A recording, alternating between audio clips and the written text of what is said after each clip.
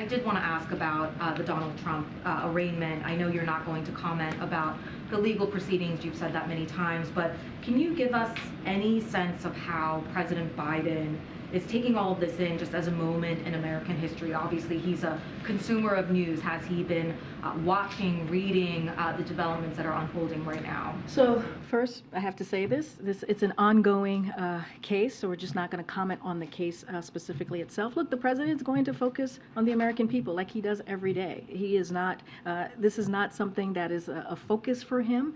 He is going to focus on things like making sure that we continue to lower prices for the American people. Of course, this is playing out on many of the networks here on a daily basis for hours and hours. So obviously he will catch part of the news when he has a moment to catch up on the news of the day. But this is not his focus for today. Have you spoken to him in recent days about these developments? I have not. I have not focused. I have not spoken to him in the recent days on these developments. It's not. Again, it's not our focus. I will reiterate what I said last week when it occurred, when we first learned about the indictment. The president was not given a heads up. He was briefed by his chief of staff, and he learned about this just like all of you through the reporting. Again, our focus right now is on the American people, and I'm just not going to comment on any ongoing case. Okay? In that same vein, do you expect the president will be briefed, though, on the charges once that indictment is? What I can tell you for sure is that the president's focused on the American people. That I know for sure.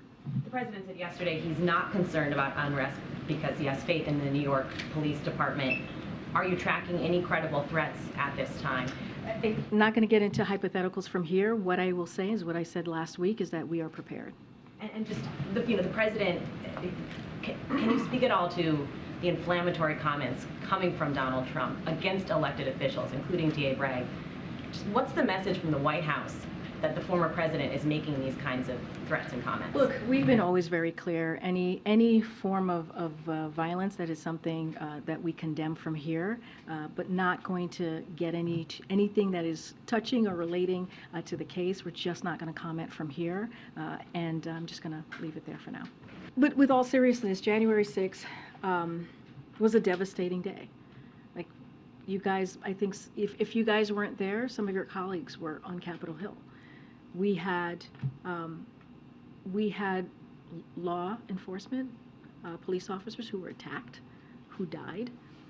And what we saw on that day was an attack on our democracy. It was a devastating, devastating day in our history.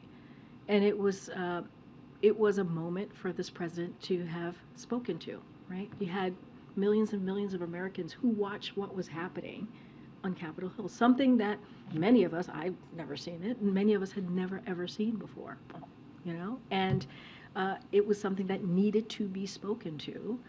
When you see something like that, our democracy, literally our democracy under attack. And so the president will never shy away when it comes to our democracy, when it comes to the fabric of who we are as a country and what makes this country what it is. And so it was a different moment and a different time.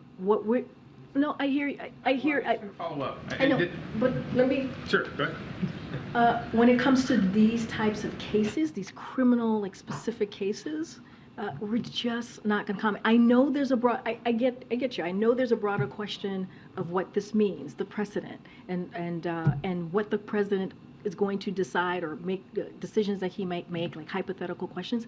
I'm just not going to comment from here on that. Again, I was asking why you weren't going to comment on there. I'm hoping that I laid that out for you, and I just laid out why we commented on January 6th, and we're just going to be very mindful. These are ongoing cases. 500 cases involving Americans whose freedom was at risk. I hear you, but this is something that all of Americans watch in real time. In real time.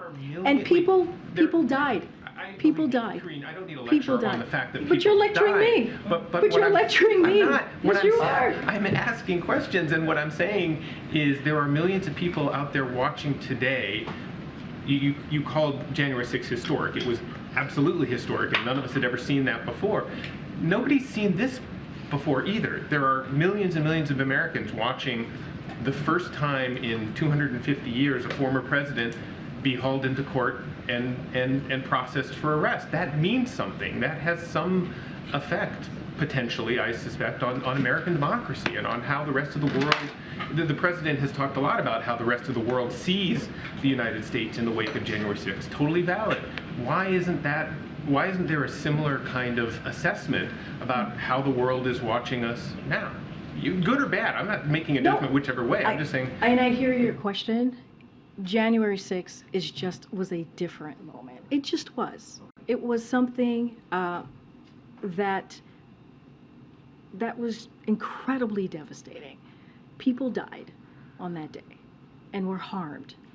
And it was just something that we saw visually, that we reacted to, and many people were scared in that moment. And as the president was taking office, as the next president of the United States, a president that ran on bringing the country together, on protecting our democracy, it was something that it was important to speak to at that moment. And also, we know that Americans still very much care about this. When it comes to a criminal investigation like this, that is ongoing, we are just not going to comment. We're not going to interfere. We're not going to politically interfere from here. And we've been consistent. We've been very consistent. I know you're bringing up January 6th. I just laid out why we believe that was very different. But we're just going to be consistent on not commenting on any criminal ongoing investigation.